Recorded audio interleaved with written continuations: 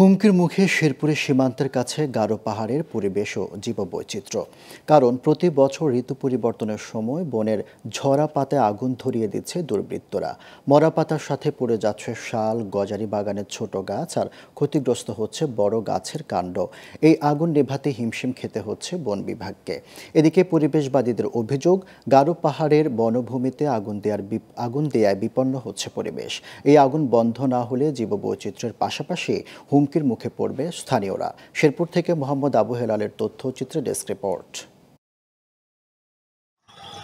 এভাবেই পড়ছে ভারতের মেঘালয় রাজ্যের সীমান্তের পাশে শেরপুরের গারো পাহাড়ের বনভূমি। প্রতিবছর চৈত্র থেকে বৈশাখ পর্যন্ত শাল, গজারি বাগানের ঝরা পাতায় আগুন ধরিয়ে দিচ্ছে এক শ্রেণীর দুর্বৃত্ত ও বনভূমি দখলদাররা। এতে মরা পাতার সাথে পড়ছে শাল, গজারি বাগানের ছোট গাছও, আর ক্ষতি হচ্ছে বড় গাছের কাণ্ডের। সেই সাথে বিপন্ন হচ্ছে মাটিতে থাকা বিভিন্ন পোকামাকড় সহ ছোটখাটো জীবজন্তু। বিশেষ করে রাংটিয়া রেঞ্জের বনাঞ্চলে এমন আগুনের ঘটনা ঘটছে বেশি।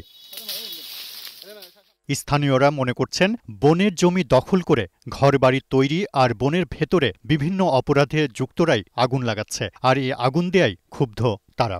আমরা স্কুলে যাওয়ার সময় দেখি রাস্তার এপারে ওপারে আগুন জ্বলছে। পাহাড়ে আগুন দিলে বিভিন্ন ধরনের পোকা মাকড়, সাপ, বিচ্ছু, বিভিন্ন জাতের ছোট ছোট প্রাণীগুলি বাসা করে, এদের বাচ্চা দেয়, এগুলি ক্ষতি হয়। এভাবে বারবার আগুন ধরালে বিলীন হতে পারে গারো পাহাড়ের সংরক্ষিত শাল, গজারি বাগানসহ সব গাছ। তাই শিগগির প্রশাসনের হস্তক্ষেপ চান পরিবেশবাদী সংগঠনের এই নেতা। পরিবেশ বাঁচলে আমাদের পশু পাখি বাঁচবে। কিছু অসাধু ব্যক্তি তারা এই বনে আগুন লাগিয়ে দেয়, এর ফলে এই পাহাড়ের ব্যাপক ক্ষতি হয়। এদিকে বনে আগুন দেওয়ার জন্য পর্যটকদের দুষলেন রাংটিয়া রেঞ্জের কর্মকর্তা।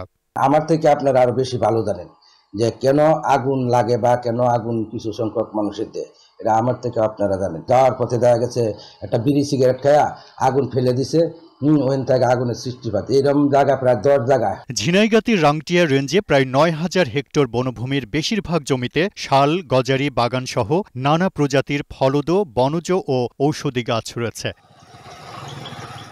Global television news desk.